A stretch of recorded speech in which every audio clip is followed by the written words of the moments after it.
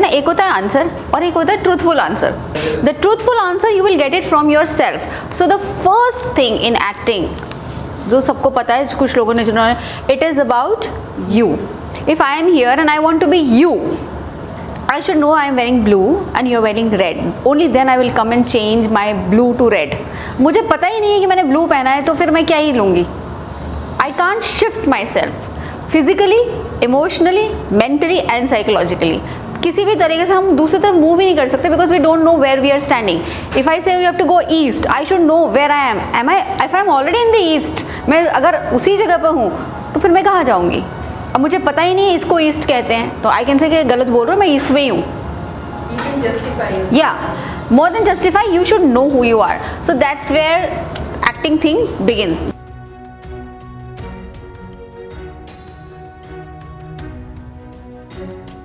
Hi, my name is Vineeta. I'm here to attend a C2B workshop. We have learned today how to act, how to interact, how to know the body language, how to express yourself, how to understand about yourself first. To being an actor, it is very necessary to understand yourself to be an actor, what you have to do it. There are faculties here who is going to teach you what exactly you have to do, how you have to do, and how you have to excel it, means how you have to give yourself in a best way. So thumbs up for C2B workshop. The second thing is, ये बात करने का what is the reason behind it? That you need to express, not expression. ये दो अलग शब्द हैं जिनको मैं शायद इंग्लिश में ज़्यादा बेटर से समझा सकती हूँ.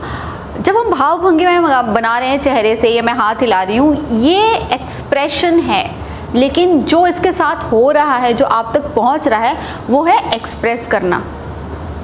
That can happen without words. आप कुछ बोल नहीं रहे, आप सिर हिला रहे हो, इट्स ऑल्सो हैपनिंग. अब हम ऐसे नहीं पढ़ सकते कि ऐसे ऐसे करने का मतलब हाँ है और ऐसे ऐसे करने का मतलब ना है. नहीं, क्योंकि मैं खुद इसका एग्जाम्पल हूँ कि मेरा हाँ ऐसे होता है, सो इट इज़ लाइक ना, है ना. सो that is a cultural idea of how your body is communicating.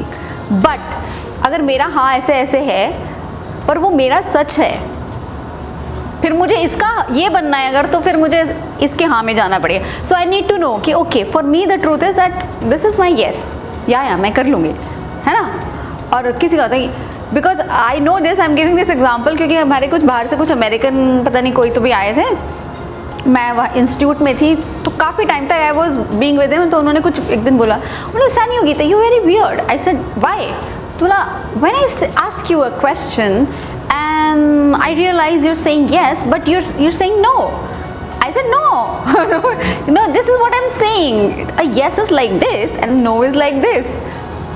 तो वो उनका क्रॉस कल्चरल वो है ना. तो हम जो लोग समझते हैं ना, बॉडी लैंग्वेज की शब्द हो गई, कोई एक्सप्रेशन की बातें करता है, there is no rule because it entirely depends on the situation. परिस्थिति पर, जैसे एक ह्यूमन फॉर्म में आपकी ज़िंदगी में कोई परिस्थिति आती है, आप उसके हिसाब से रिस्पॉन्ड करते हो.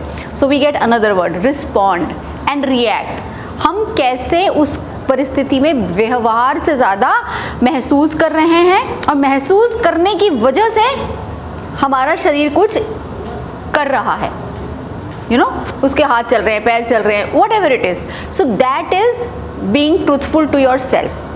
अब पॉइंट ये है कि to know yourself is the biggest process. जो बोला था ना process, that is why it takes time and time. और लोग करते हैं क्योंकि जैसे लाइक शी सेज, कुछ टाइम हुआ, मैं 10 साल का था तो ऐसा था, 15 का था तो ऐसा था, 25 का तो ऐसा, 30 का तो ऐसा. So not only the physical thing is changing, your body और biologically you are changing, everything is changing, and actor's job is to respond to the change. Character में भी होता है, पहले उसे प्यार हुआ, फिर वो ब्रेकअप हो गया, तो क्या परिस्थिति में बदलाव आ गया ना. एक कैरेक्टर है तो जब प्यार में है तो वो अलग तरीके से रिस्पॉन्ड कर रहा है, उसकी बॉडी अलग रिस्पॉन्ड कर रही है, फिर ब्रेकअप हो गया तो फिर अलग तरीके से रिस्पॉन्ड कर रही है. More than the story, what is important in acting, you as a person and whatever character you are playing.